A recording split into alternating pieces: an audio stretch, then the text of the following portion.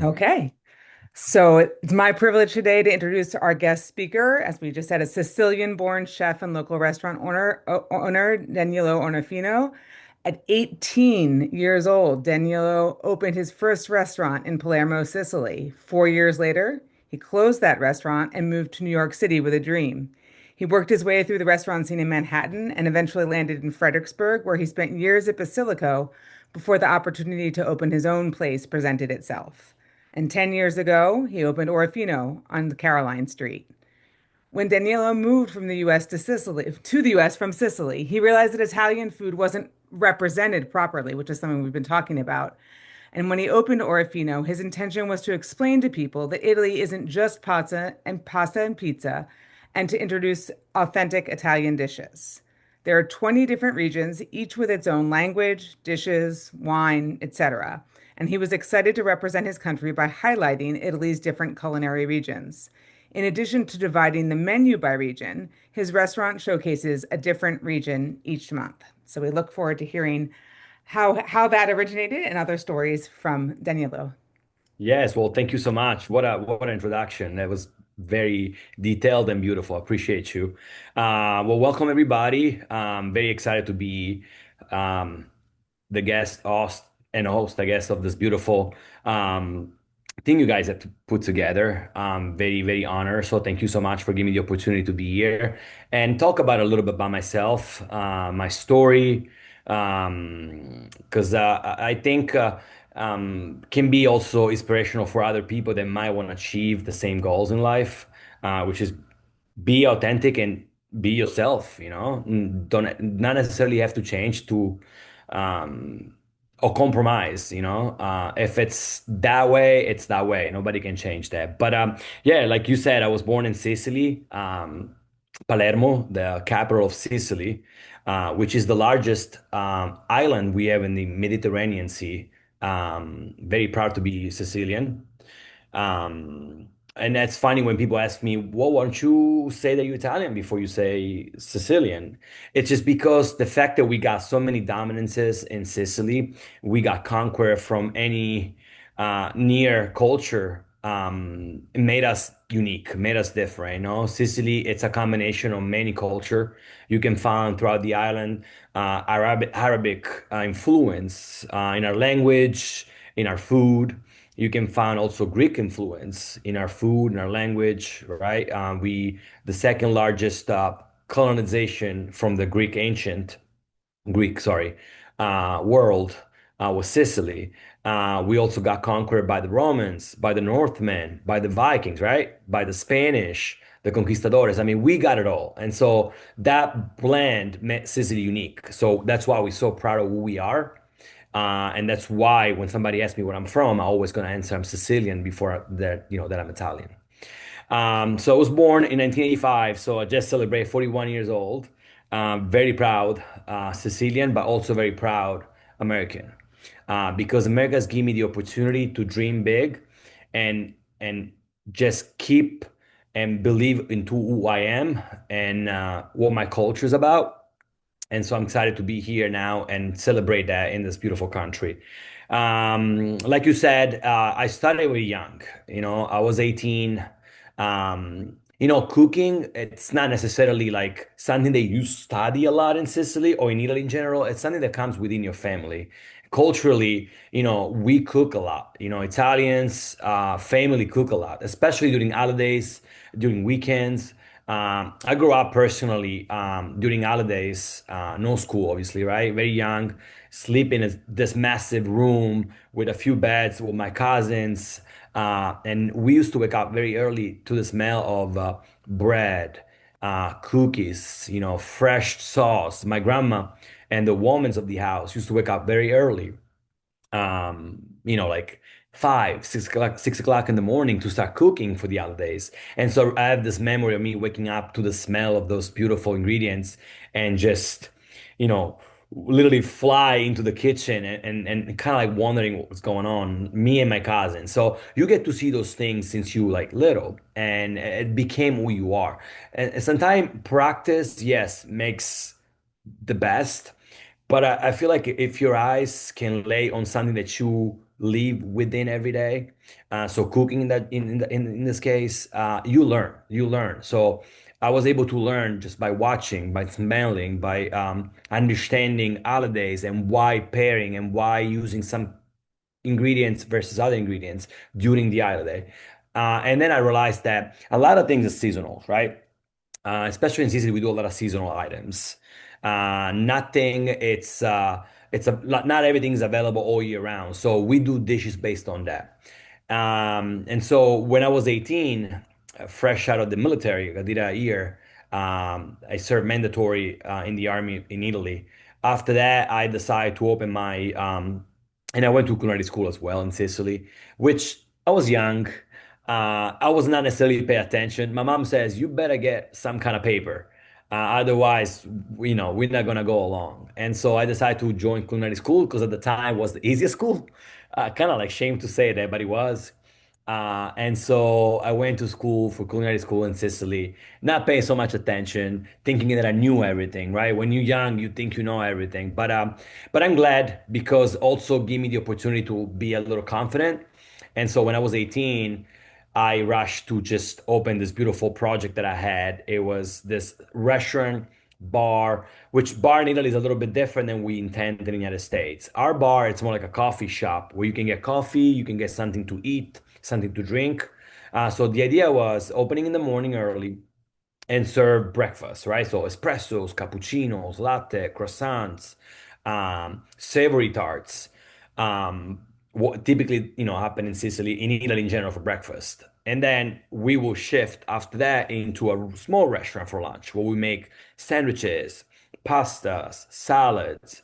So we'll cover that also that world. And then after that in the evening, we'll go back and became a coffee shop slash bar slash lounge where we just have drinks and cocktail and music. People will come and get an espresso, not latte, not cappuccino, which I'm going to tell you about it why.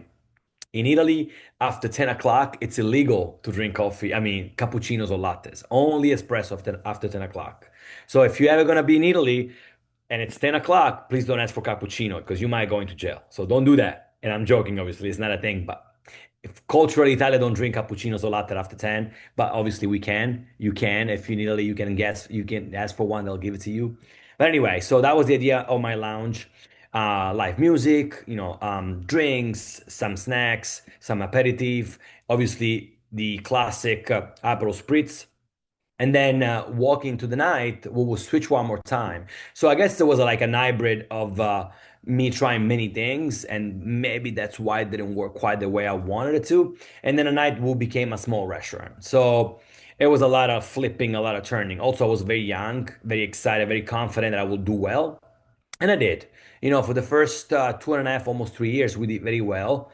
But unfortunately, the economy in Italy, and unfortunately, you became part of the community there, and then you start friends come over, and you just offering a cappuccino there, espresso here, a cocktail there, and people also take advantage on just say, hey, I'll pay you later, I'll pay you tomorrow. So that unfortunately kind of slowed things down for us, and we weren't able to keep up with the restaurant, bar, lounge, and so I had to close it.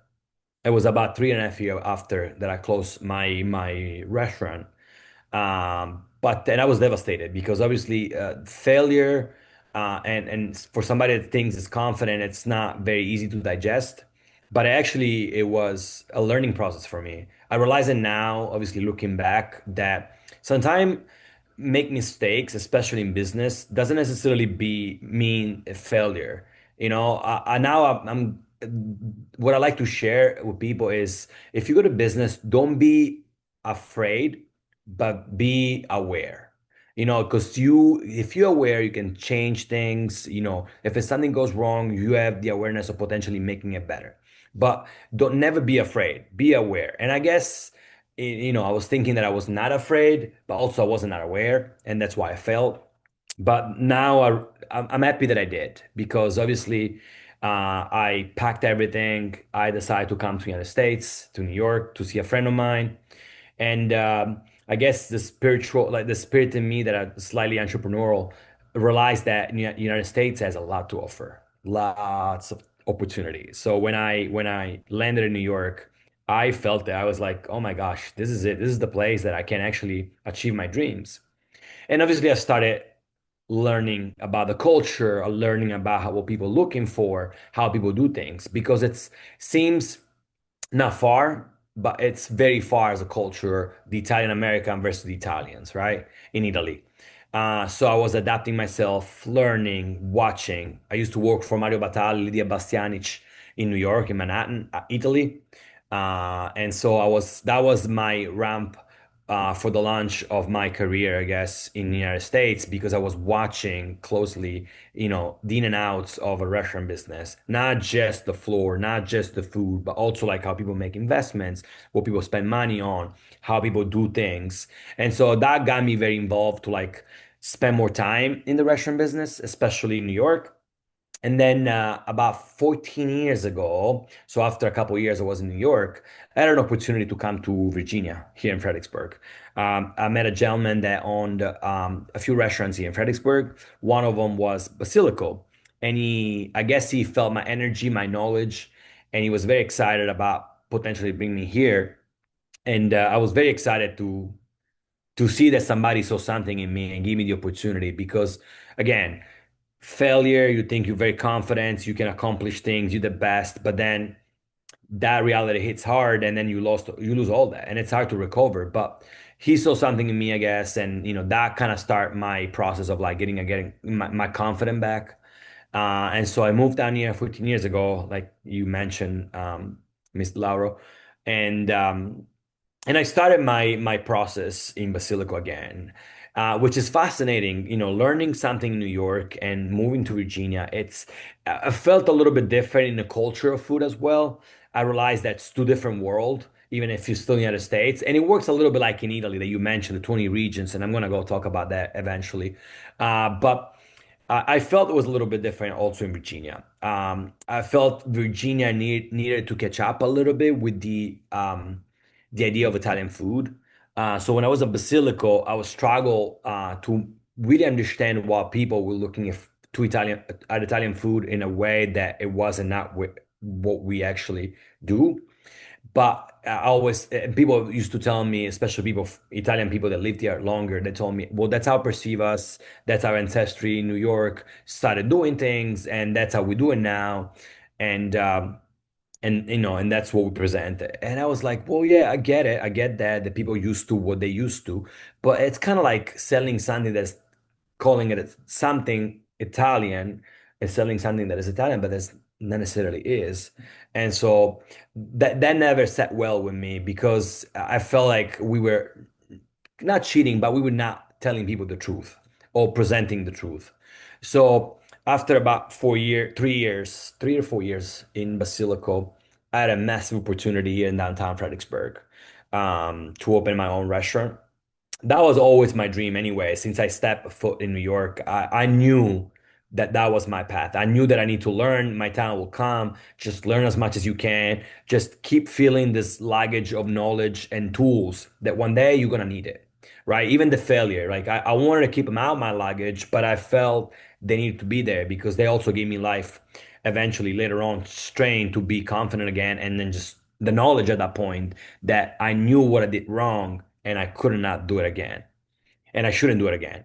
And so, fast forward 10 years ago, I got this opportunity. This building came available. There was a kitchen already built, and I kept thinking about it. And I was like, it's a sign that I come up across this, place that's available for restaurant, small restaurant. Like I almost felt like God was telling me something, right? Like you gotta open your own restaurant and tell people like what Italian food is. And so we were able to get this building that we actually improved and make it bigger. Now we used to seat about 28 people, I believe, and during summertime because we have an outdoors about 40. Now we seat about 110. So we grew within 10 years. We have changed the shape of the restaurant. We made it more like into who we are. So now we feel like connected more. But anyway, so I opened the Orofino restaurant, and I promised myself to educate people and to teach people about Italian food, Italian cuisine, Italian culture, not just abroad, like just, classic Italian culture, but go into details about every regions of Italy. Like you mentioned, we have 20 regions in Italy, from north to the south. Now, Italy is not a big country, but it's a very complex and very cultured country. We have so much culture, so many things that we do different. Like I said, we got dominated by many cultures. So for us, it's a melting pot, right? Or minestrone, should I say?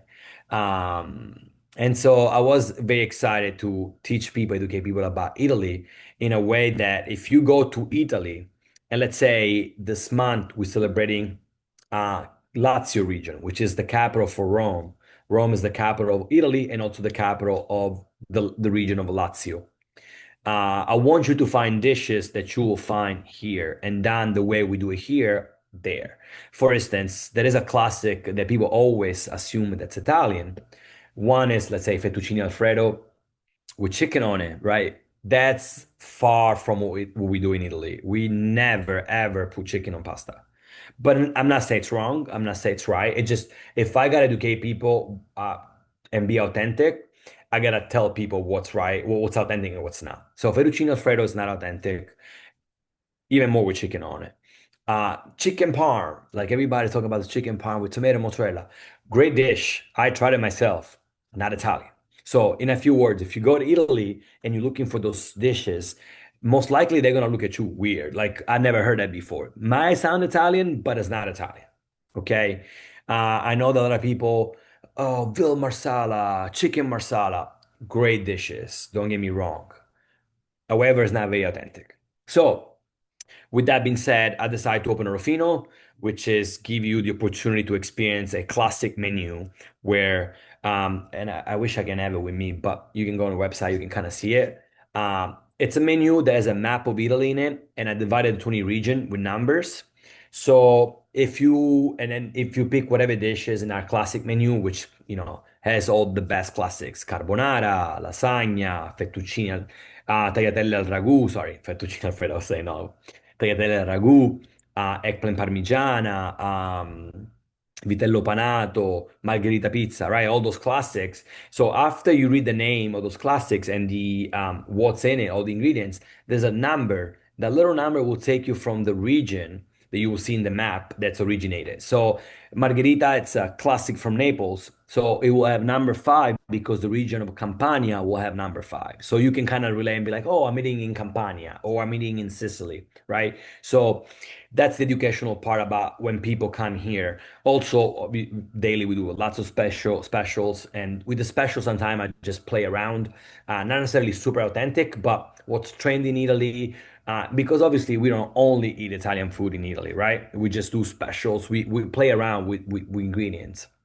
But the classics are classics and those untouchable, right? Also, we featuring every single month. We pick a region of Italy and we spotlight that region by doing authentic dishes from that region, right? Wines, dessert. So we want to educate people in a way that you come here, you eat a region, a plate, a dish from the region, and then you be like, okay, I'm going to this region next month.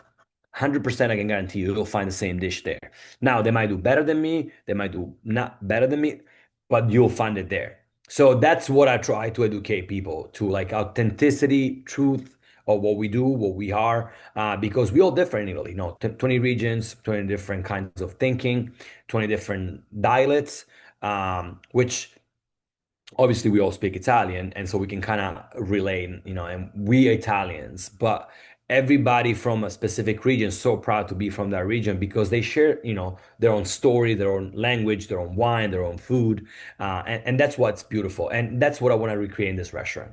Likely, we've been very successful, so. And I'm learning as I go. Obviously, now I'm a little more aware of things. That's why when I say don't be afraid to jump on business or open something, but just be aware.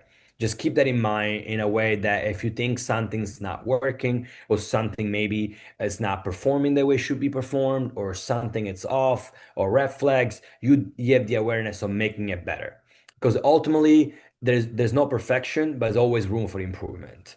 Um, we've been very successful, can't complain. Also, I have a great group of people that work with us here. that understands our goals, and we put into them, and they put in back into the restaurant.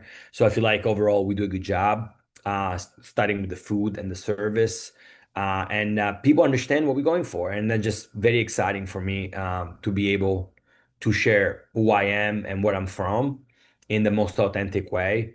Also, we import almost 80% of product from Italy. The 20%, you gotta understand, it's seafood and produce. Obviously, we get them locally. Uh, but all our wines are important. We only imported, we only do Italian wines. And the wines work the same way. You pick a bottle of wine, we'll tell you what region it's from. And it's a learning process, and people enjoy. I feel like American especially love to learn.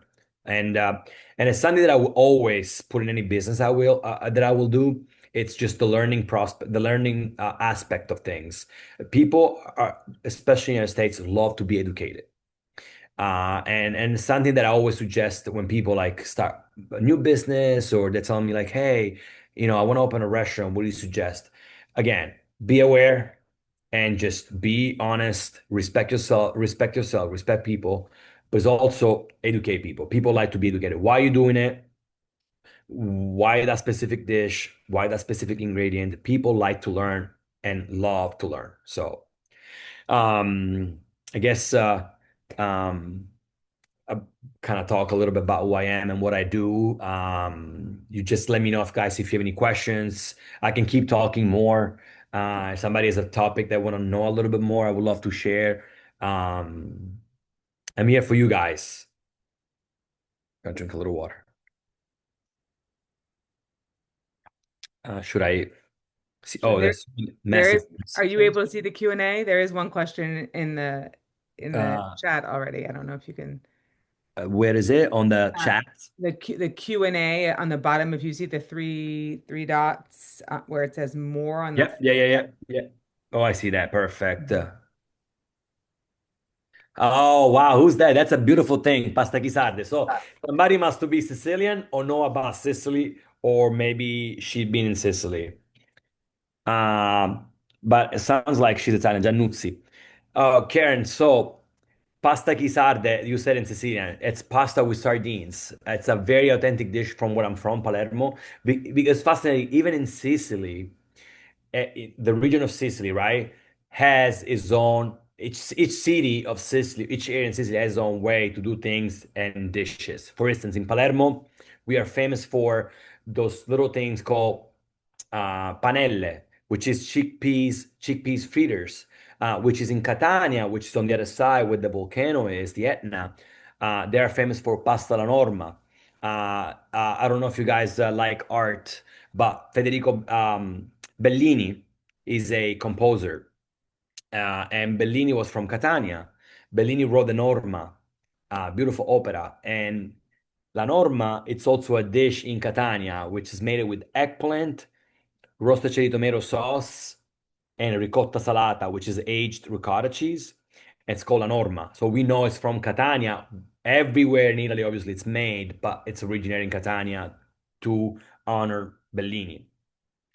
In Palermo, we do pasta guisata. So sardines, we have a lot of sardines. We are in between uh, Sardinia, Spain, Tunisia, right? So this beautiful body of water produce a lot of sardines. So in Palermo, we catch them a lot. So we have sardine under oil, under water, but mostly we use it for this dish called pasta con le sarde, which is made with fresh sardines. Okay, not the salty sardine that you guys used to. I promise you, they completely different. It's kind of like a white fish, okay? And pine nuts and raisins in this very nice sauce, which is aromatized with fennel, and it's to die for. So if you had it before, Miss Giannuzzi, you know what I'm talking about. And if you haven't, guys, and if you ever happen to be in Sicily and in Palermo, please ask for pasta con le sarde or pasta chi sarde in Sicilian, because it's so good. Okay, how does the food work in traditional Italian dishes? I'm answering the next question for Ms. Hannah says, how does seafood work in traditional Italian dishes? Okay, so again, Sicily is surrounded by water, so we have many seafood dishes. Obviously, we're famous for swordfish in Sicily, tuna, our shrimp, our mussels, our clams. arbranzini. So we do a lot of that seafood all year round. And it's fascinating because even with seafood, there is seasons. So wherever we catch nearby shore, we cook. Sometimes you don't get swordfish all year round. We don't do tuna all year round. So it just I want you to understand the dishes are made based on what's available in season, and that works for meat as well, for produce, for fruit, from north to from north to the south. Okay, obviously the peninsula of Sicily, who gets close to the water, has more dish with seafood. Close to the mountain, Alps, pre-Alps, so Lombardy, Piedmont, they do have a lot of meat or heavier dishes. Also, they're influenced by the French cuisine. So what question over here is what influenced your choice of regions of each month? I think this practice is a wonderful way to introduce us to new dishes. Yes, it is. That was one of the reasons, I don't want to just have a menu that's classic Italian dishes or special every day, but it's a monthly region and it shows by weather. So what's technically available in this area, I'll make it compare what's available and what's seasonal in Italy, and that's how I pick my regions. Obviously, I would never present every region, such as Piemonte. When I say heavy, I don't mean necessarily like in a way that's bad. It's more like it's if it's very hot, July, August, or June, I would just do a region that's close to the water, so Sicily, Sardinia, Campania, so I can showcase more seafood versus do, let's say, shore ribs ravioli over risotto, shore ribs ravioli or shore ribs, braised beef shore ribs over risotto milanese. That's more like a Lombardy thing during summer. So that's the idea, and that's how I typically base my regions. The next question is, are there any dishes that you can only have in certain Italian regions? Yes. Well, I mean, at this point, we do the staples. Obviously, we know that, let's say, mozzarella di bufala, buffalo mozzarella cheese, it's a dish from Campania, Naples, Avellino area, right? So we know the best. So we say if you want to eat something and it's unique in unique flavor, you want to go there and eat it over there because it's small production, small company that provides you with those items. However, it's available everywhere in Italy, even here in the United States, but it's mass produced. So it's very much how willing you want to try the authenticity. It's not that, it's just more like the quality level, obviously if you go from the source, which is Avellino, you and a small company, you try a product that's unique versus just a mass-produced product. It's still very good, very Italian, but it's slightly different. Um, how is the regional food recipe shared in Italy? Tradition, mom to it's just generational. And then also when you go to restaurants in Italy, a lot of Michelin star restaurants, they try to reproduce those authentic dishes, but with a very like unique spin, very like modern spin. And so they duplicate those dishes or their memories in their memories of trying those dishes by in a Michelin star way. Okay. Uh, Chantel Washington says, which ingredient do you regularly import from Italy and specifically Fredericksburg? Oh, why Fredericksburg? So in Italy, from Italy, I import flours, our cheeses, our meats such as prosciutto di Parma. Those days, and Parmigiano Reggiano and Grana Padano, those days you can find the word Parmesan, right? Anywhere. Prosciutto, anywhere. But you gotta understand there is a rules behind food that's very important. Like when I go buy prosciutto, I'm looking for prosciutto di Parma, DOCG, denomination, origin, protect. So, in a few words, when you buy prosciutto di Parma, they only can call it prosciutto di Parma because it's made in Parma and meets the criteria that the standards of that region. Okay. Same thing. And so, like when I buy prosciutto and you read the word prosciutto, you know that can be made anywhere in the world, right?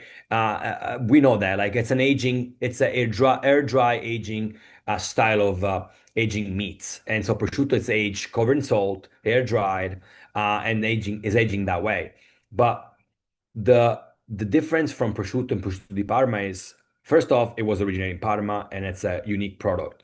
Their cows are unique. The way they feed their pork is different. It's unique. It's a They do seasonal prosciutto. It's not do it every single day. They do seasonal and then they just put it away, right? And then It's just the way traditionally they make it. And I'm glad that it's somebody that stands for those authenticity. And that's why there is those stamps and those company that make sure that anybody else in the world cannot make it and pretend to call it the same way. So you can see prosciutto in a lot of places, in a lot of stores, but very few times you see prosciutto di Parma, DOCG, which when you see it, that means it's coming from Parma, so it's Italian, and it's made with the right pork, the pork they raised in Parma, and Emilia-Romagna region. So I always pay attention to those things, and also the things. It's called Parmesan and not Parmigiano because also it's not made in Emilia-Romagna. Parmigiano Reggiano, it's a DOCG product, denomination origin protect.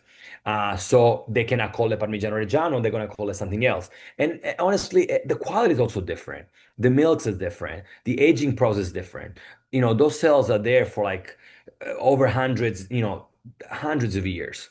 And it's the mold is different, the climate is different. So when you get Parmesan from Argentina or Canada, it's not the same. And I always suggest people to buy the fresh ingredient versus the grated one or in a box.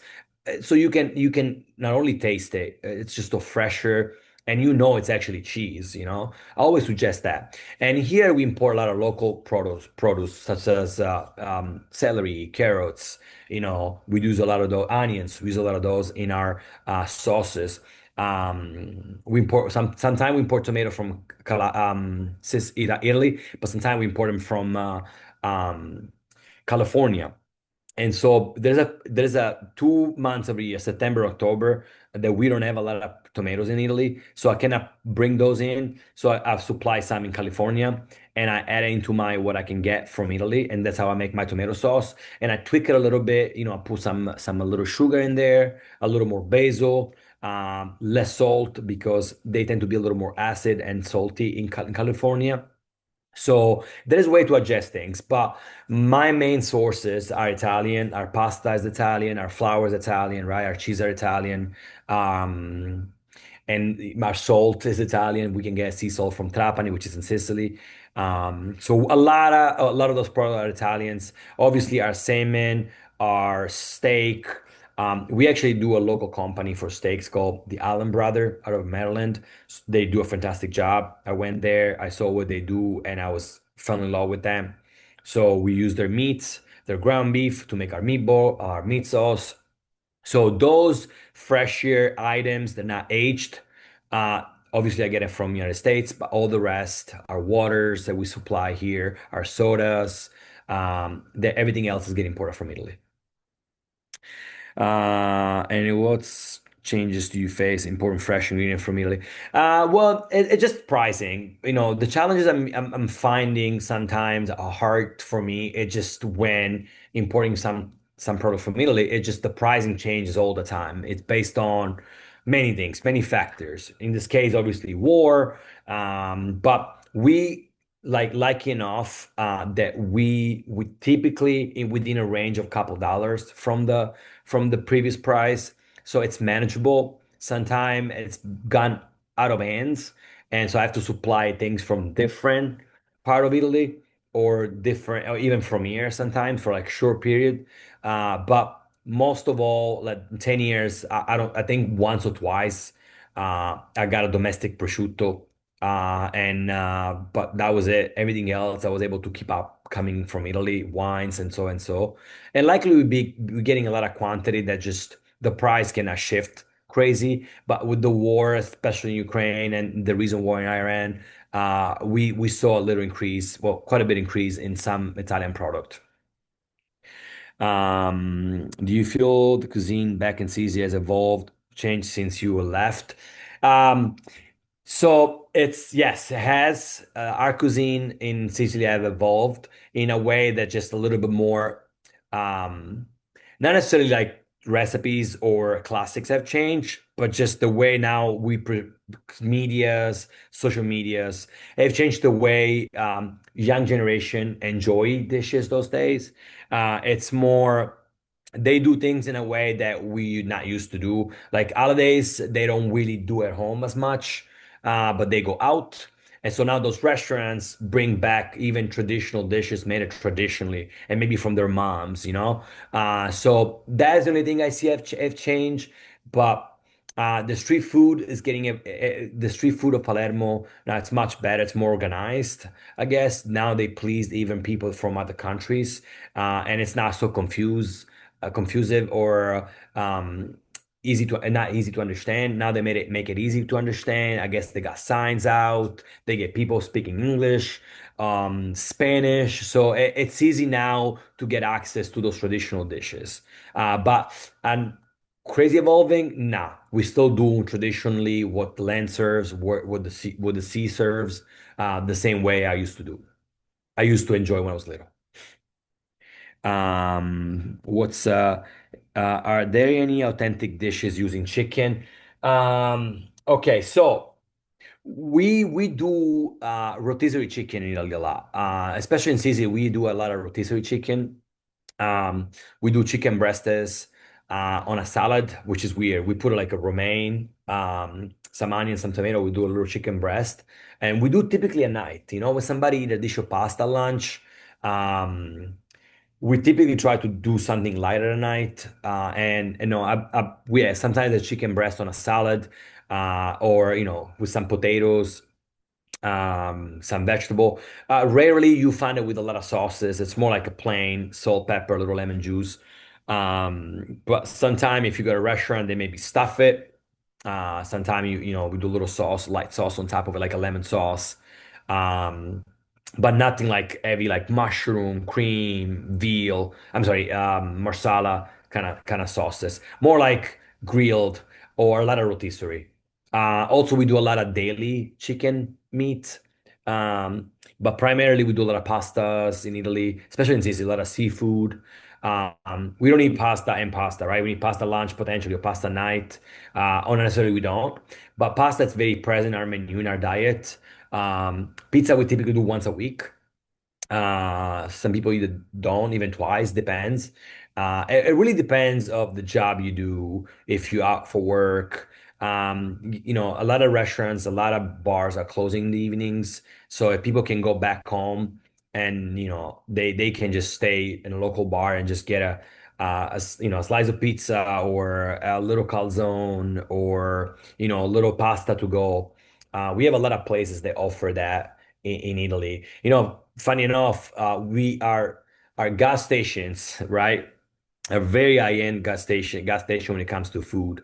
We have this thing called tavola calda, which is a hot food where you see uh, chicken cutlet, you see swordfish grilled, you see salads, you see radish salads, you see some pastas there, the pasta of the day, I guess. So you can go there and say, "Can I get a slice of that? A little pasta here, a little pasta there, a little salad." You make your own plate, and they charge you by the weight or by the items.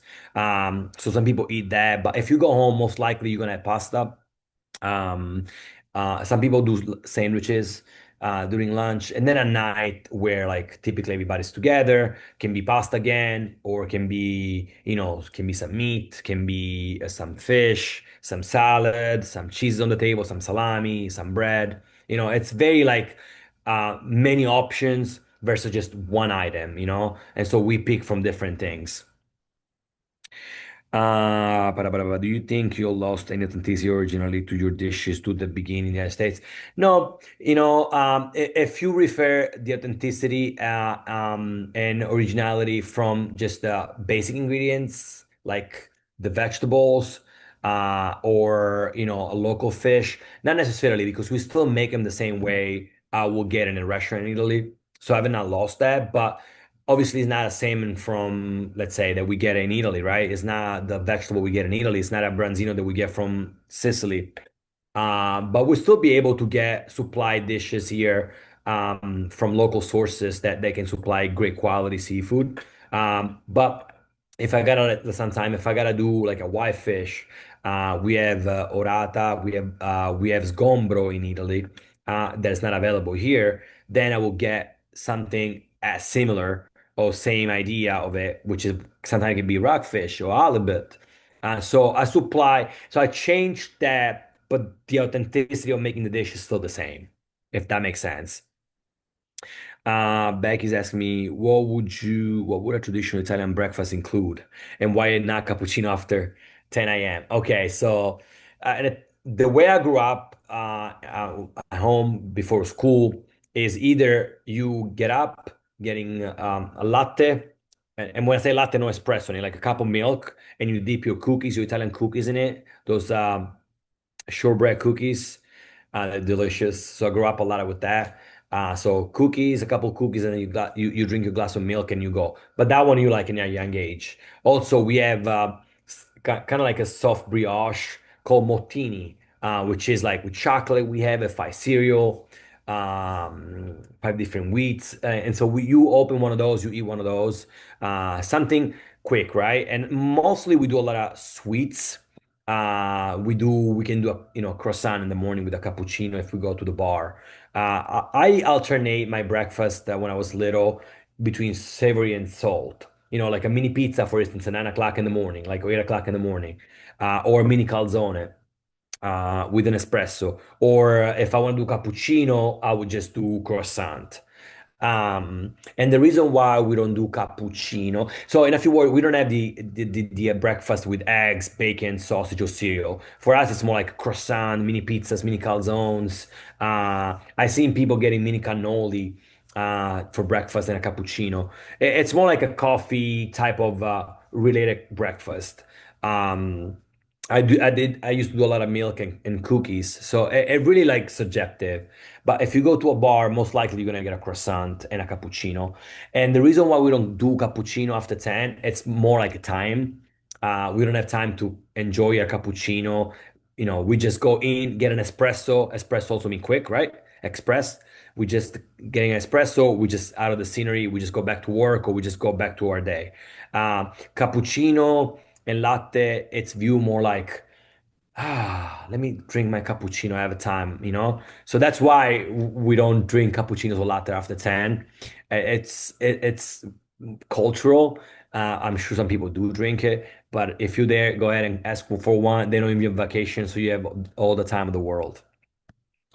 I answered that. Okay, what made you jump from New York to Virginia? Specifically Fredericksburg, because the guy that so the gentleman that I met in New York asked me to move here in Fredericksburg because he had a bunch of restaurants around here, and I was running one of those restaurants. So the restaurant that I started working in Virginia was in Fredericksburg, and since then I met great people, beautiful community here. I love the way they do things here, and I guess now I'm part of Fredericksburg community. It's been now 14 years. I have three boys, and they're all born here in Fredericksburg. So I guess I'm stuck. How did you find all those authentic Italian recipe? Were you influenced by your family, your own research? A mix of everything. Yes, obviously I'm using a lot of my grandma's recipe and my mom's. Our lasagna, for instance, my grandma. Our meat sauce is my grandmother as well. Our white sauce, it's my mom, which is bechamel, by the way, bechamel. Uh, and yeah, my family in general, and then obviously the knowledge the school gave me, which was very little because I was not paying attention, but it just evolving, see things done in a way, and then you make it a little more fancier, let's put it this way, like, a simple thing as a lemon mint sauce. We make it a little bit more complex so we can put on top of a salmon or a fish, or like oregano lemon mint sauce over a swordfish. So we do those things in the same traditional way, but we just a little bit more uh, because we have knowledge of techniques. We just make them a little bit more fancier. We present them a little bit better. Versus like in Italy, we just, especially in family, you put them in a trays, the sauce in the cup. You just grill some lemons on it. You do, there's not very like one dish presented. It's more like a spread of different things. Um, Emily, hey Emily, can you speak a little about the wines of Sicily? Yes. Absolutely. You know very good about those wines. So Sicily, it's like I said, the largest regions in Italy. I'm sorry, the largest island in the Mediterranean Sea. Is the fourth largest region in Italy. Um, and so we have so many good wines. Some of you probably know, just right off the bat, if you know about Italian Sicilian wines, that you probably heard about Nero d'Avola and Grillo. Nero d'Avola has been a red grape for red wine, I'm sorry, and Grillo it's for white wine. Obviously, those are indigenous grapes from Sicily, native of Sicily. Um, and throughout the island of Sicily, we have many different soils. Um, where on the east side, where I'm from in Palermo, you'll find a little bit more sandy, slightly rocky soil. You get a little bit more bold wines like Nero d'Avola, Grillo, right? Inzolia, another white wine, great white wine. Uh, Obviously, beautiful exposure from the sea, the wind, right? But also, we have a beautiful natural protection around Palermo, which is this line of mountains that's surrounding the city. So imagine like a U shape, like a horseshoe type of idea. And so the horseshoe, it's the city of Palermo sitting right on the bay of Palermo. And behind, in the same way, we have this U shape of mountains protecting the city from wind coming from Africa, right? And then we have the exposure, the wind coming from north of Italy, from the Mediterranean Sea into the Palermo Bay. And so those grapes are forming amazingly. And those wines are very bold, very present. And then you move to Marsala, which a little bit more iron, sandy soil. You're still gonna get great, Nero d'Avola, Grillo and Zolia, but now you start telling the difference on present of those wines. Obviously, it's also the way you aging, if they do stainless steel, if they do wood, which rarely our Sicilian wines do wood. Those are wine that do woods are more close to the Etna, so volcanic soil. But also Marsala is famous for Marsala wine, which is not necessarily a wine that you cook with because you make a veal Marsala or chicken Marsala. You could, but it's intended more like a port. It's a fortified wine. When you say fortified, it means a wine aged with alcohol became a fortified wine. So it's a wine that you can enjoy with for dessert or before or afterwards, like almost like a digestive or aperitif. It depends of the grade and depends on what style of marsala you're drinking. But it's like most like it's like a port wine. So we don't really cook with it. We just enjoy pre-meal or afterwards, kind of like limoncello. And so this iron sandy soil in Marsala and this fortified wine that creates is amazing. And then obviously the Etna, Mama Etna, the famous, the largest and the most active volcano we have in Europe actually, that makes this beautiful grapes, right? Anything around the volcanic soil is unique. Our pistachio, our tomatoes, our blood oranges, obviously affected by the presence of the iron into the soil, right? That's why they get that red color. Um, and their wines over there, they got a little bit more varietals of different grapes. Nero Mascalese, they do Inzolia, they do Nero d'Avola, they do Nero Cappuccio. They have like 10 to 12 different kinds of grapes within just the area of the volcano. And they make great wine. One of them that now is getting a lot of point, a lot of attention, actually two of them at the Etna Rosso, the red Etna, and the white Etna. So those Etnian wines are just magical. People compare them to like the kings of Italy, Barolo, right? Brunello, Amarone. So at that level, not a different soil because volcanic soil is not present in Palermo, it's not present in Marsala. We have less iron in Palermo, more iron in Marsala, which is funny because in Marsala they're also famous for garlic, a special garlic called Nubia garlic. It's a red garlic, so good, slightly sweeter, so good. The people use in medicine as well. My grandma used to take one in the morning with a glass of water, and man, she was solid like a rock. She was always healthy, unbelievable. And then what I was saying, sorry, I just lost that after my grandmother. The Nubia, the garlic from Nubia, very, very, very famous in Marsala region. So every area in Sicily, it has its own way to do things, right? Like soil is different, the exposure to disease is different, the winds are different, you know. So that affects the wine. So if you guys are interested to try some Sicilian wines, go ahead because you will not be disappointed, especially now that it's hot. I recommend a bunch of whites, you know, as simple as Grillo and as simple as Inzolia, which I can type there for you guys so you guys can see the name of the grapes. But enjoy because they're very fascinating, you know. Obviously, everybody knows about Chianti, everybody knows about Montepulciano. Great. Great wines, absolutely. Very, very, very amazing wines. But we have many more, especially in different regions of Italy. And Sicily has a lot of great wines. So how can America improve their Sicilian and Italian cooking at home? Josh in Savannah. Okay, well that's a great question. How they can do that? Well, I always say start somewhere, right? Just start cooking, you know. As much as I would love people to come over here every day and just bring business, right? Once in a while it's nice just to like stay home and then just start experience and experiment things. I always suggest people that never experience or try to cook to start. Obviously by following a recipe if you feel confident and comfortable, but don't quite tie all the flavors into that recipe, meaning salt, pepper, those things that give a little flavor, just make them your own, right? Like you just put enough salt, enough black pepper for your taste, for your liking. So follow like the recipe like as a structure, but then start tweaking things, start trying things, like create like your own knowledge around flavors and things, and then slowly you can combine different things. But in specifically, if you want to cook Italian and Sicilian, start making some pasta, right? So simple, flour, water, right? Or if you want to do a little more complex pasta, you can do egg and flour and a little oil.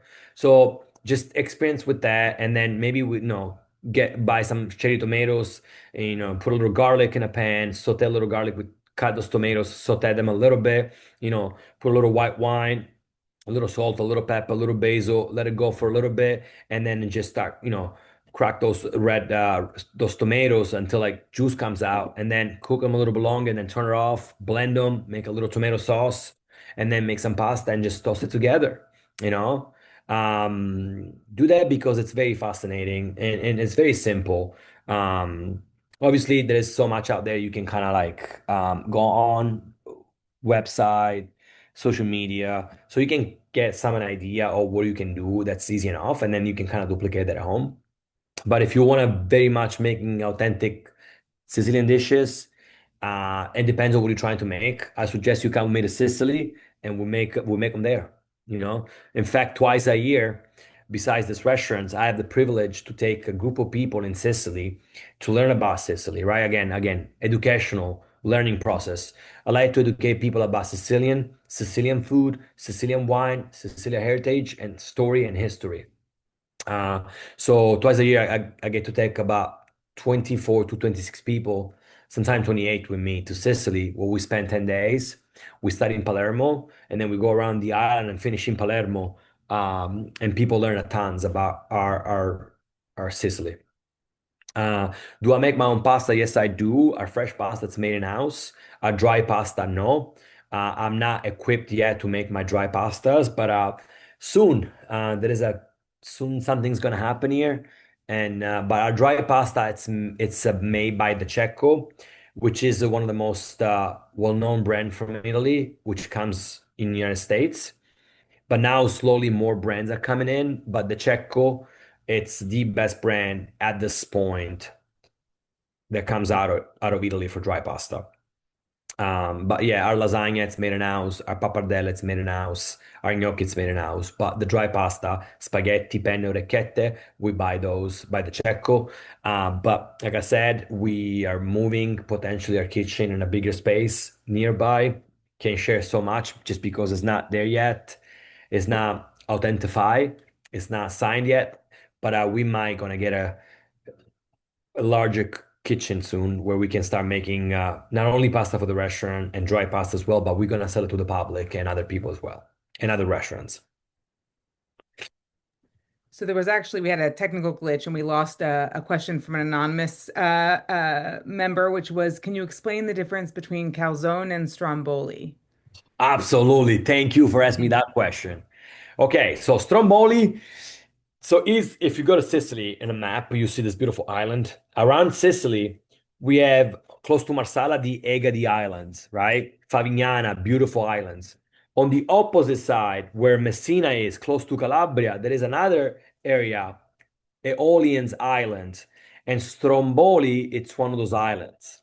Okay, Stromboli, it's a made name here in the United States uh, to this dish that is not Italian. So, in a few words, if you go to Italy, you're not gonna find stromboli.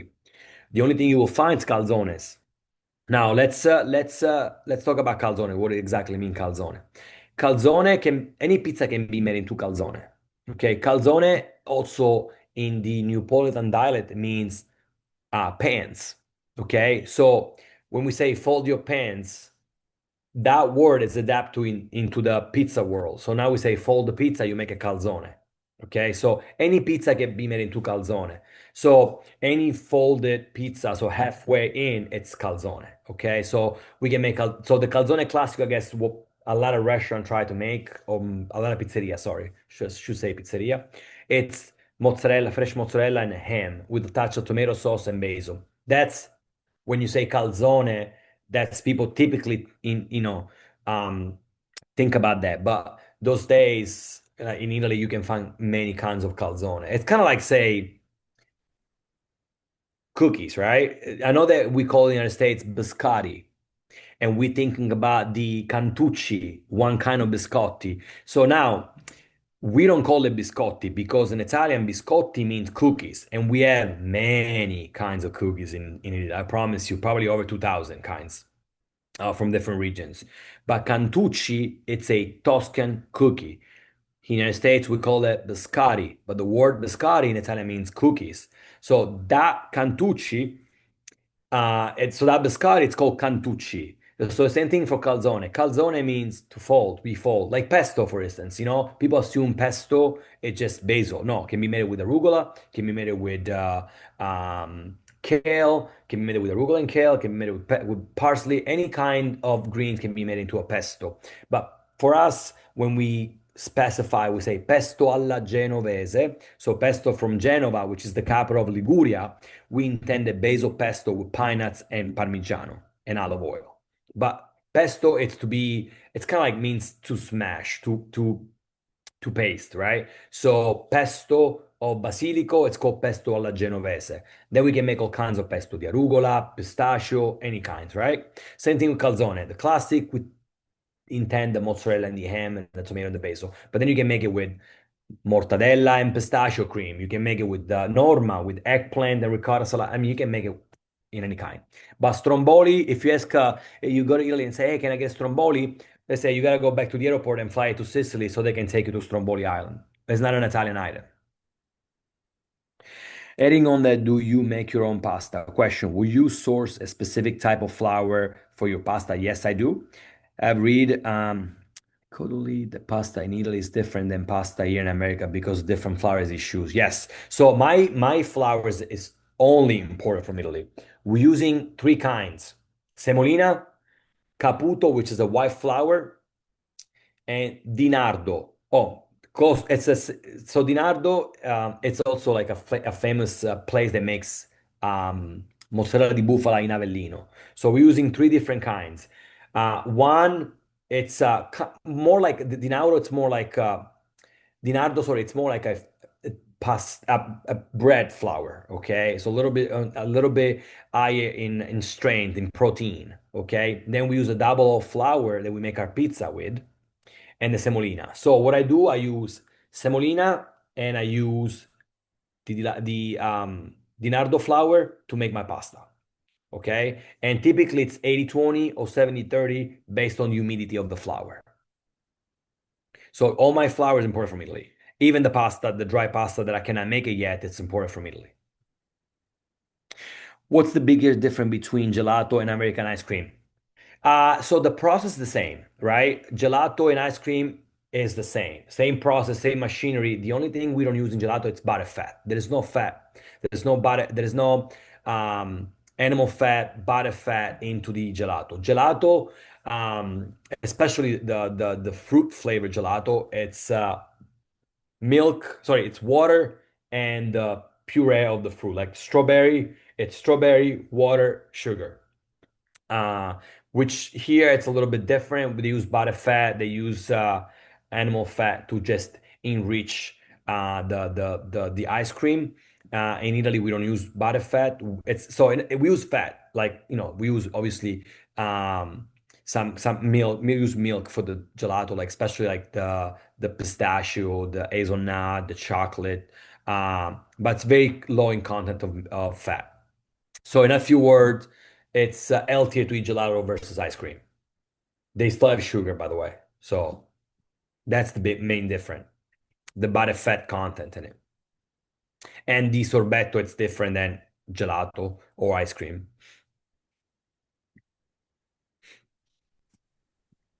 I like this question. You guys want to go in details? I love it. So I'm assuming a lot of those people that are here with us today, they like to cook, right? Obviously, they like to hear about business, and they fascinated by stories about how something is built, how something's performing well, why something's successful. But I see a lot of people that like to cook or ask questions about cooking and food. So that make me question, should I organize eventually a cooking class that I can just give to you guys and share, send you a video you guys can share with everybody that's present there? Maybe we do some fresh pasta because I think I got a couple videos here and there that I can share with you guys so you can send it to them so they can use it for their own purpose. As long as they don't call it, it's my recipe, they can have it. Yeah, that would Somebody be says yes, good. We'd love please. that. Yeah. Does anybody have any questions? Obviously, cannot I be can be food related, but not, but anything. I have one more. You said at the beginning that Sicilian food has a lot of Greek and Arab influences. Yes. Can you name Yes, some? absolutely. So, even the fact that I mentioned Marsala. Mm. So if we slow down the word and we try to separate it, Marsala. So it means the port of God, Marsala. So you see, that's already like a Arabic influence in there. Also, we have a lot of last name, Alaimo. Ala mia. It means my Allah, ala mia, right? My Allah. So see, like even our last name has a lot of Arabic influence.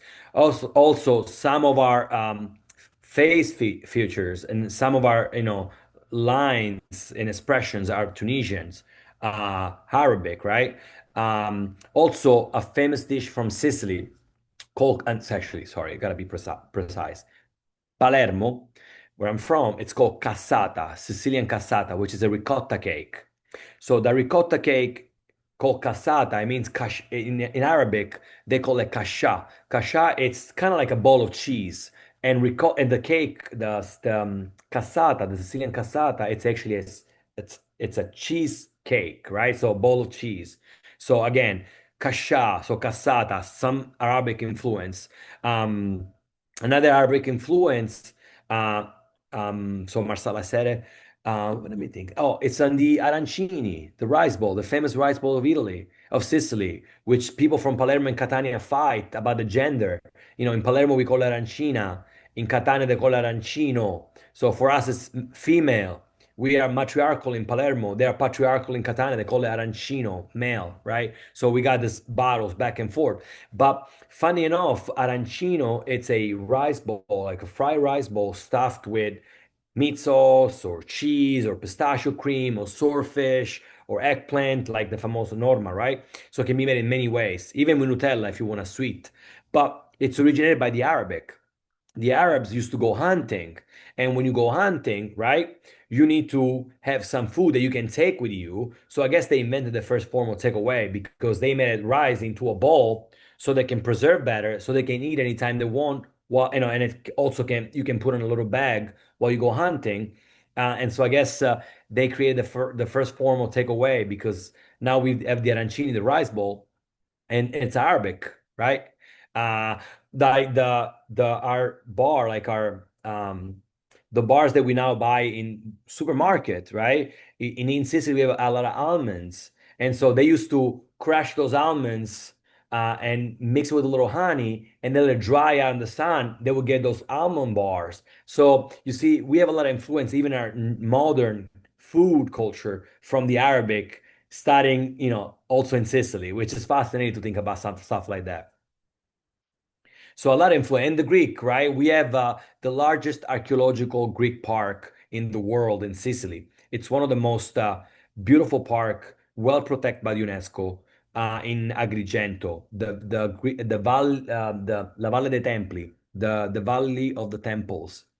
We have one of the most preserved Greek temples, uh, and bigger than Athens as well, by the way. But it's second to Athens, the Pantheon in Athens as a preservation, but it's beautiful. And so in Agrigento, in their language, they have words like cefalu.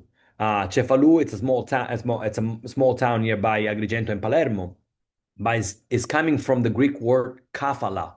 Kafala means skull. So coming from the boat into Sicily, they saw this shaped mountain that looked like a skull, and they called it kafala. So now it's Cefalu. So we getting also names and things from both world, right? The ancient Greek world, the Arabic, the Phoenician, the Persian, we got it all. The Romans, a lot of those people stopped and conquered Sicily because Sicily, it was the perfect um, point. It was in the perfect location to reach different locations, right? Have the opportunity to commerce with different parts of the world. So anybody that at that time was um, had a big influence, was a big culture, wanted to conquer Sicily so they can have access to different parts of the Mediterranean Sea. And so they left us with with words, with culinary recipes, right? They left us with uh, structures, beautiful churches. They left something that Sicily now it's so well aware and so proud to be uh, Sicily because all those things that throughout the years have created our culture in Sicily and our language, which is now UNESCO also have called Sicilian, which is not a dialect, it's a language. So it's a full-on language. Also have decided to protect Sicilian language. So UNESCO now so Sicilian language now it's part of the UNESCO as well. Um, so yeah, many influence for sure. Even in Spain, Spanish world had influence in our language, in our food. We have a lot of Lopez in Sicily, right? Random, like Rob, a lot of Sanchez, right? Which for us, it's a normal last name in Sicily. But if you really analyze it, Sanchez and Lopez are Spaniards, people from Spain. Um, so we have a lot of words also in our Sicilians that also Spanish. It's said the same way. So it was for me also very easy when I came here to learn Spanish because a lot of words were similar. I was like, "Whoa, I know that word. Doesn't mean this," and they're like, "Yes, wow, cool." You know. So many advantage, I guess, if you were from Sicily. No more I questions? wanted to ask a little bit about Yes, authenticity. You started off right away talking about how you wanted to encourage people to be authentic, and then correct. you felt like when you came to the US, people weren't telling the truth about Italian cuisine.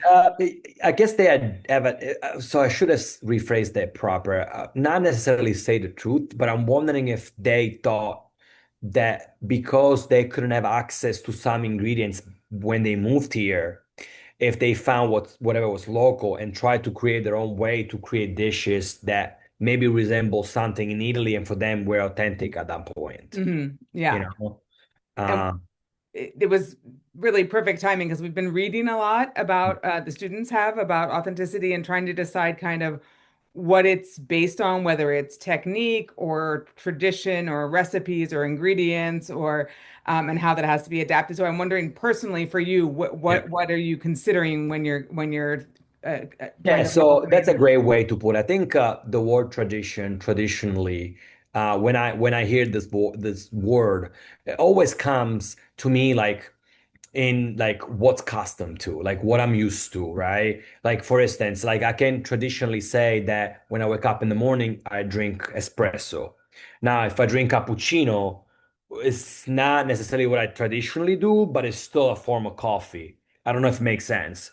Um, so when I realized that here there was a lack of tradition authenticity, I meant that not many people have access to the full idea of what Italian cuisine necessarily means. And that's why the showcase of different regions. But traditionally, also, I wanted to showcase what's an authentic traditional dish from Italy that everybody knows about it. Hmm. For instance, lasagna, right? How to make traditionally, it's made it with bechamel sauce, 100% beef, a lots of Parmigiano Reggiano, a few touches of mozzarella, fresh pasta layer, and then you repeat that a couple of times until you make those beautiful layers, right? Now, that's the traditional way to make it. But in Italy, I know that different regions maybe make it with three different kinds of meat versus just beef, right? In my house, for instance, in Palermo, which again, traditional lasagna is from Emilia-Romagna. But guess what? We make it in Sicily as well. And we call it lasagna, but we don't call it lasagna bolognese. We call it Hmm. lasagna because my grandma used to make it with maybe a slice of ham, and mozzarella on top of the 100% beef and the bechamel sauce. So can be authentic and be called lasagna dell'Emilia Romagna? No, but it's a lasagna made in the same way traditionally it's made in Emilia Romagna. Doesn't necessarily mean it's wrong, but it's a variation of that lasagna. Hmm. So I want to represent traditionally authentic dishes traditionally they are made in Italy. And then eventually the specials allow me to do something different. For instance, one time I made a lasagna with pistachio cream. We did pistachio lasagna, I cream pistachio lasagnas. So respectfully keep the same idea of using bechamel sauce, layers, right? Obviously, no meat, but just the idea of build it authentically, Hmm. same tradition. But if we're talking about traditionally authenticity, I only have, like I gotta be honest on the menu that's traditional, such as, the regional or the lasagna or the carbonara. That kind of stuff, it's traditionally authentic, made it like we do in Italy. Then the special allow me to do traditional dishes Variation. from Italy, but with the variation of pistachio, or one time I made it with eggplant and ricotta salata, like the norma. So I made a lasagna norma. So you can play around it, right? But I didn't call it lasagna Emiliana. I call it lasagna norma. So Hmm. so to me, that's what needs to be like cannoli, no? A lot of people think cannolo from Sicily, which is Sicilian cannolo, okay? It's made with whipped cream or mascarpone. Sicilian cannolo tradition, it's made with ricotta. And ricotta has to be from sheep. Hmm. Sheep ricotta. No cow, okay? No mascarpone, no whipped cream. Those are not Sicilian cannolis. Those are cannolis. Maybe we can call it Philadelphia cannolis or New Yorkers cannoli, right? Hmm. So, but they use the authenticity of using a filling into a cannoli shell. Hmm. Okay. Um, but if they will say, hey, this is authentic Sicilian cannoli, they definitely lying because it's not the way it's made. So that's why I'm trying to be careful when I do our menu. It's 100% authentic, right? Like a lasagna, our carbonara, our spaghetti, orecchiette, our gnocchi al pesto. But then we do variation with that, and the region also, like I strictly try to make sure that those authentic recipes from the region. Hmm. But then the daily special give me plenty opportunity to play around with different dishes and, make my own version of different authentic dishes of Italy. And as a follow-up too, since you're introducing Americans to dishes that we don't, we don't, if people are expecting, you said chicken parm or veal masala, Exactly. right? What is there sort of, have you noticed any patterns about what dishes are most surprising to people that they wouldn't have expected, or if people have That it wasn't commented Italian or that it was Italian? that it was Italian, something that's on the menu that they were Yeah, surprised to so I mean, see, people or knew about the eggplant parmigiana, the lasagna. obviously the carbonara. People, the pizzas, obviously they understand that that's Italian. Some people have asked me why I don't have chicken marsala or chicken parmigiana, and I Mhm. explain them like it's not very an authentic dish. I mean, we do have a chicken cutlet or chicken milanese, if you will, but it's not made with tomato sauce and mozzarella, and it's baked and it's served over spaghetti. That's it's a way, I guess, to make that representation in New York.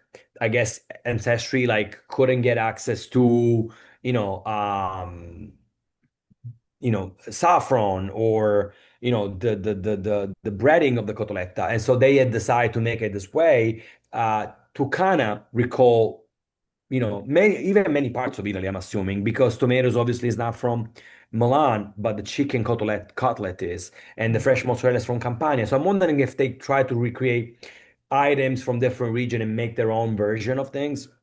And it was very popular. I mean, it's good. I tried a couple times, delicious, right? I made it for my kids just to like make sure that they understand. Listen, that is making you something that's not necessarily that you're gonna find in Italy, but here in New York, it's very popular because our ancestry in New York created it, and now it's very popular in the United States. So people assume when they come to an Italian restaurant to find it, Right. and we explain people why, and people understand. People get it, people respect it. They're actually excited about learning about authenticity versus always the classic that they find in any Italian restaurant that it's so-called Italian, right? And they find those fettuccine Alfredo with chicken or shrimp, the chicken parm, those kind of dishes. They Mhm. surprised at the beginning. They were very surprised how come there's not those dishes on the menu. And once they understood, and then once they figured it out why, we never heard or have any problem with it. Yeah. Um, yeah. Was there ever a dish that didn't really sell, that didn't go over well? That you were very Yes, excited it about? was. Yes, it was. So in Palermo, in Sicily, actually, throughout the island, we have the spaghetti that's made with the squid ink. So Mhm. it's spaghetti and squid ink sauce, right? So it's very black, very, very much inkish. Like when you eat it, like ink goes everywhere. But to me, it's one of the most delicate and unique dishes that we have in Sicily. So you only can get it in a few in some part like in some areas in Sicily in a specific time, right? So I was able to get some ink sacks, squid ink sacks, over from Italy, frozen, right? So we defrost them, and the ink was in perfect shape. So I started making some squid ink pasta. I don't think I saw one. When people like with some squid ink, people like, no, thank you. But what I do when I go to Italy, when I take people to Sicily with me, I control what they eat. And I promise you, not in every trip, but in some trip, they have tried the squid ink pasta and they have lost their mind how good it was. And so I feel like sometimes we have this limitation or this fear of not trying something because we might not like it. And when we try, we might like it so much. And I always tell people, be open-minded. I know that sounds weird. I know that sounds, but we traditionally in culture, we have done this dish for many, many, many, many, many years, hundreds of years. So try it. Maybe there is a reason why we keep in our, it's a staple in our region. But it's hard to turn people over to something like this. That I gotta say was my big failure, my biggest failure. But I tell you, me and the staff ate it over here. I turned some people over. People were in love with the squid ink. Now their teeth and their mouth wasn't pleasant, but the pasta was very delicious.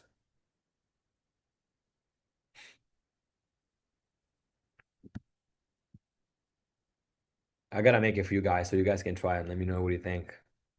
Be open-minded. I know sometimes some things are, like octopus. A lot of people complain about octopus.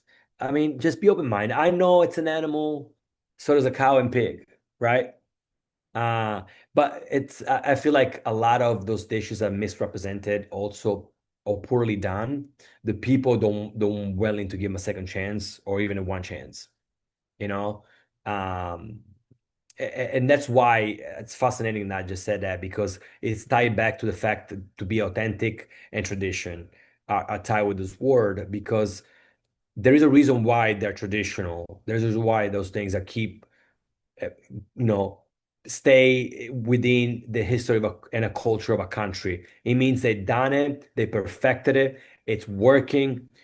It's not changing, right? So I always, when somebody says, "You want to try something authentic?" Yes, because it's mean that for many, many, many, many, many years, many people have appreciated. That means it's good. So that's why Squid Ink, I want to try something that's done for many, many years in my country in Sicily, but I wasn't able to like work anybody's here. People were too afraid to try something there. And also to give them a little bit credit, you see spaghetti in black sauce, you kind of like, what is this? You know? So yeah.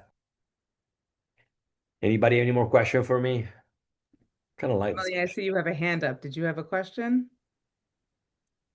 question. Oh, I see. Open answer dismissed. Let me see. Did I answer all the questions? Me personally, I think I answer all of them. I think so too. There's someone had a hand up, but it might have just been an error, so I wasn't sure if they had a question as Yeah, well. whatever they have, please Mm. give it to me. And also, how many of those people are local here? Let's see. We can't see, but I think we have, I don't know if people, you guys want to write in the chat We have a where you're list here. coming from? Oh, I got two questions. Since the Viking visit Sicily, did they bring food home? I'm not sure about that. But it's fascinating story about the Vikings. The Pope has sent the Vikings to get rid of the Arabs, I'm sorry, in Sicily. When they arrived in Sicily, they actually were impressed by the skill and the um, overall the technique of those Arabic. That they instead and just fight them, they actually want to learn from them. And in Palermo, we have the only church in the world, the only representation of this collaboration between Vikings, the Northmen, and the Arabic in Palermo in this beautiful cathedral, the Cathedral of Palermo. That's it's built by both of them, and it's just one of the most beautiful churches. If you guys have a chance after this, go and visit it online. Go and search for the Cathedral of Palermo in Sicily, and you see what a beautiful structure the Arabic and the Northmen have built together. What's your popular dish at your restaurant? Um, well, because we don't have fettuccine Alfredo, we have something similar that people can kind of like resemble. It's carbonara, spaghetti alla carbonara.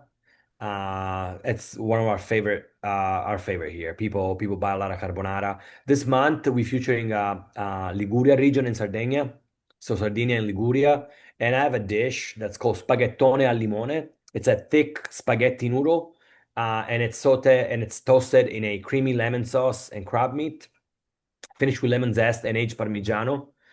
People are going nuts over this dish. It's very refreshing. So that and the carbonara right now are side by side, but pretty much anything sells at the restaurant, honestly. So I answered that. Local. Oh, somebody's local. Perfect. Yeah, So so it looks like most yeah. people answering are from Virginia. We had someone from New York, but who comes to Virginia frequently of the ones who answered. Alan says I ate a restaurant every month at least once. Feel free to let me know if you're hiring. Well, we're always looking for good people, so somebody wants to apply, please. Good thing I have a general manager, so I don't have to deal with anything. Mhm. He will deal with that. Um,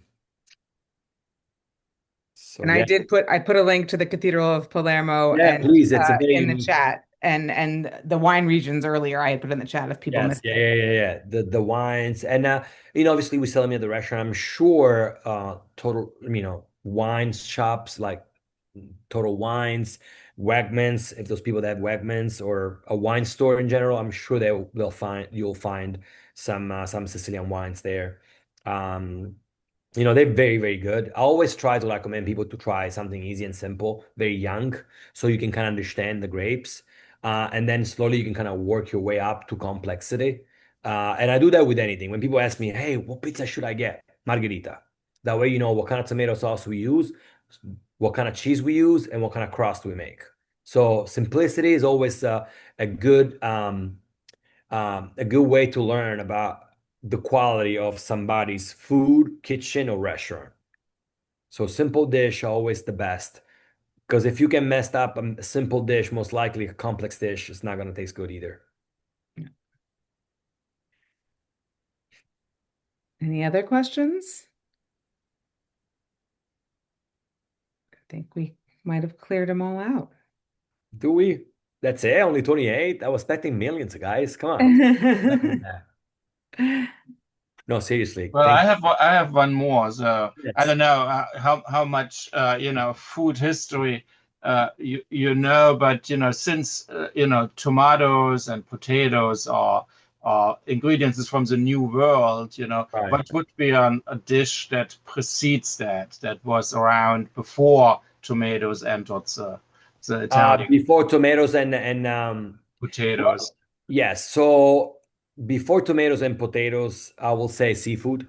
Anything seafood was, everything that the land gave us. We have a lot of almond dishes, a lot of almond cookies in Sicily. Fascinating enough, we have over 312 varietal of almonds in Sicily. Wow. We are the largest varietal region in the world. You know which is the second largest place that has a little over 30 varietal? California. Mm. We have over 300. So a lot of almond dishes. We have actually something that I remember is very, very old, tied up to the almonds and the lemons, because Sicily provides great lemons, great oranges.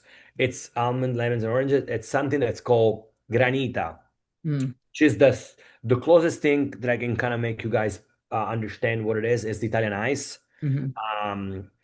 Um, but it's done differently. So think about, let's put it this way.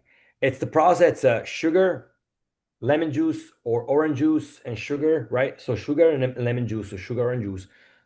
Almond gets milk, but it's more like a paste and sugar.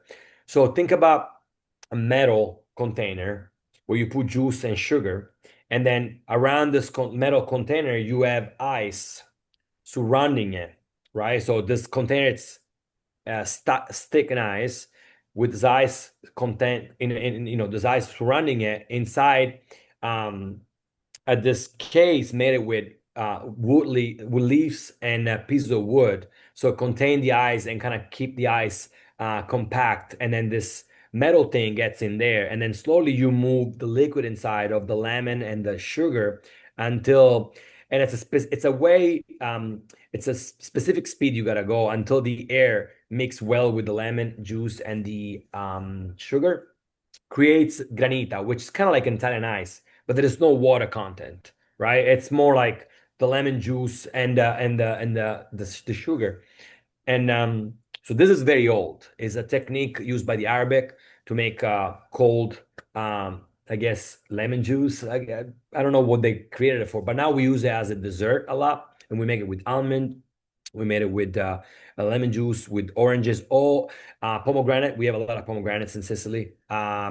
Prickly pears juice as well. We have a lot of prickly pear, a lot of cactus plants, right? That makes prickly pear fruit. Those are very, very old. We cannot date it. We know that's backed by the Arabic, so we don't know how back goes. But right after the Greek, so it's very ancient technique, and we still do it those days. So people call it Italian ice, but it's not an Italian ice. It's more like a granita. So if you go to Sicily, and you'll find it only in Sicily, by the way, it's a Sicilian item. So if you go to Sicily, guys, try granita. It's to die for, especially the summer month. Oh my gosh, yes. And funny enough, we serve it with a piece of bread. It's a brioche. And the brioche is a little bun. And so the idea is you get a cup just like this, right? Full of granita. So this Italian ice, and you get the top of the brioche and you start dipping into the granita. And some people use it as a meal, you know? Also gelato. Gelato, I know. We serve gelato in brioche buns, like a sandwich gelato. And some people, especially summertime, uh, find so much pleasure and refreshment by eating a sandwich of gelato and use it as a meal during the summer, those months, those hot months in Sicily.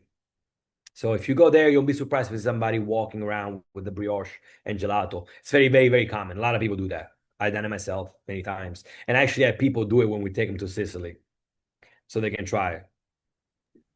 That's actually a good transition. Someone wanted to hear more about the tours that you lead. Yes, so the tour was born right before COVID. I started it because again, my way to educate people, it's gotta be within the culture, right? You can just talk about all you want, but if you're not living it, it's hard to explain it.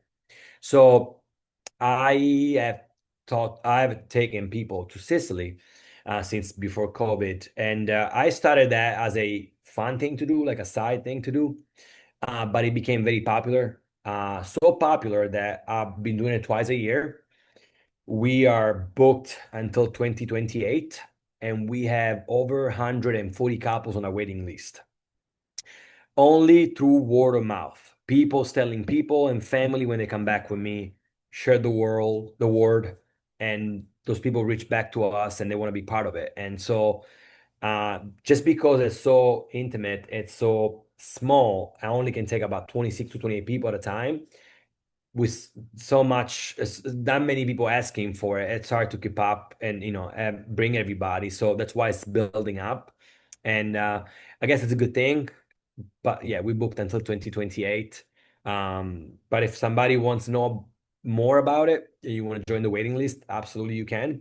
If you're on our website, orofinorestaurant.com, there is a little icon that says Orofino Travel. You can click on it and then it will send you the info. You give me your information, like your email, name and last name, it will send you all the information about the trip. Um, yeah, you guys have somebody there in the group right now that came with me to Sicily. Miss Perlazza's there.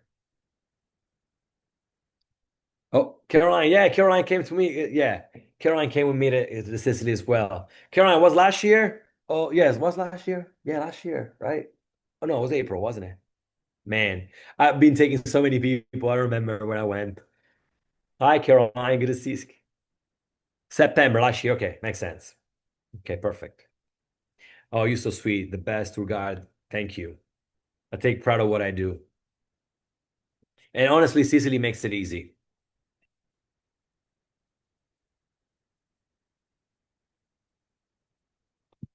Anybody else?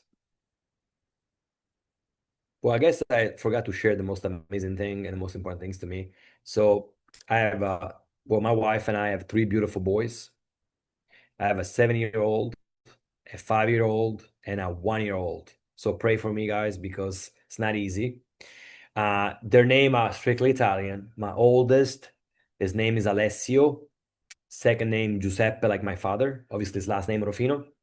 My second born is name is Emilio Verdi, like Giuseppe Verdi, the composer. So my firstborn middle name and my secondborn middle name make Giuseppe Verdi the composer because my wife loves, she's a performer. And we met in New York. Me and Alana met in New York, and she was trying to get into Broadway. So she loved Italian culture, Italian operas. So we named Emilio Verdi as a middle name to celebrate Giuseppe Verdi, one of our favorite composers. And then my third one, my youngest, his name is Lorenzo. So we have Alessio, Emilio, Lorenzo. And my wife also, she's an entrepreneur herself. She has two studio in Fredericksburg for Pilates. She's teaching Pilates and she's also a nutritionist. So we manage the restaurant, her business, and three boys. That's why we drink a lot of, I drink personal espresso. Gotta keep myself awake. I'm not a wine drinker. Like people assume like, oh, Italian drinks a lot of wine. I actually drink probably less than anybody in the world. I probably drink one or two glasses a year of wine.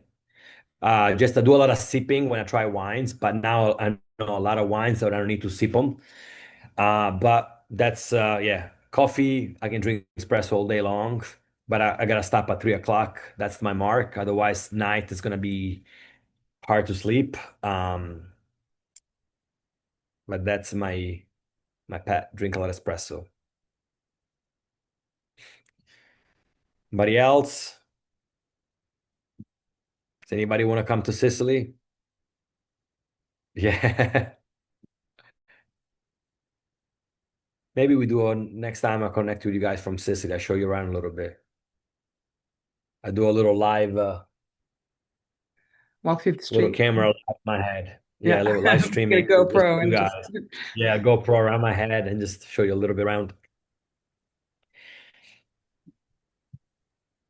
I Right. don't see it. Yep, I think we don't have any more questions. This was wonderful. Thank you. It was, we've done so much sort of academic approach to food studies, and you really provided a window into everyday practices, the lived practical dimensions, which was really appreciated and so interesting. Yeah.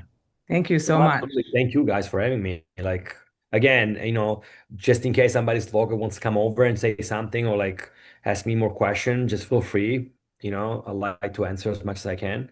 But I just want to thank you guys for choosing us, me in personally.